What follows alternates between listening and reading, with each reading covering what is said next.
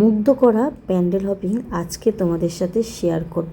দারুণ একটা প্যান্ডেল আমি দেখলাম এই দুর্গাপুজোয়। এত সুন্দর সুন্দর জিনিস দেখলাম। দেখো, এটা পুরো সেটটা তৈরি করা হয়েছিল টেকনিশিয়ান স্টুডিওতে যেরকম সেট তৈরি করা থাকে সেরকমই হয়েছিল। হ্যালো এভরিওয়ান, আমি সুতপা চলে এসেছি আজকে একটা সুন্দর একটা মিনি ব্লগ নিয়ে। দেখো, এখানে ছোট্ট ছোট্ট লাইট, ক্যামেরা, সমস্ত সব কিছু যেরকম টেকনিশিয়ান স্টুডিওতে থাকে সেই স্টুডিওর কিন্তু এই জিনিসগুলোকে তুলে ধরা হয়েছে। আর তোমরা ফটোগুলো দেখে চিনতে পারছো এগুলো কারা?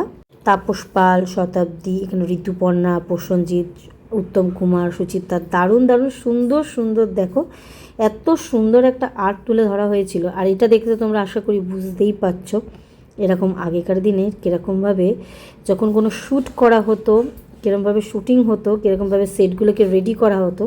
ছোট্ট করে সুন্দর একটা স্টোরি এখানে তুলে ধরা হয়েছে।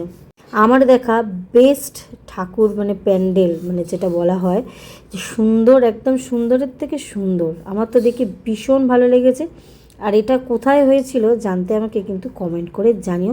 আশা করি এই প্যান্ডেলটা কিন্তু অনেকেই তোমরা দেখেছো। এখানে দেখো রেডি করা হয়েছে হেয়ার, ড্রেসের সমস্ত সব কিছু দেখো একটু একটু করে আছে। ক্যামেরার সেট আপ, সমস্ত সব রকমের সেট আপ কিন্তু এখানে করা হয়েছে। একদম অন্যরকম, ভেতরে ঢুকলে তোমরা বুঝতেই পারবে না যে কোথায় চলে এসছো। এটা হচ্ছে শুটিং ফ্লোরটা, যে ফ্লোরের মধ্যে দেখবে যেগুলো মুভি আগেকার দিনে যখন তৈরি করা হতো ঠিক ফ্লোরগুলোকে ঠিক এইভাবে তৈরি করা হতো। দেখো কি সুন্দর। তারপর দেখো এটা হচ্ছে হেয়ারের জায়গাটা, কি সুন্দর। দেখো সুন্দর সুন্দর হেয়ার এখানে সেট আপ করে রাখা হয়েছে। তারপর সব থেকে ফেভারিট পার্ট হচ্ছে এই মেকআপের এই জায়গাটা।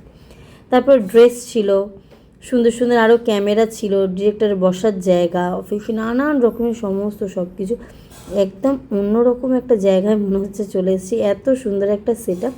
তারপর চলো দর্শন করে নিই মা দুর্গাকে। তো তোমাদের আজকের এই ব্লগটা কেমন লাগলো অবশ্যই কমেন্ট করে জানিও। লাইক, কমেন্ট, শেয়ার করতে ভুলো না। টাটা।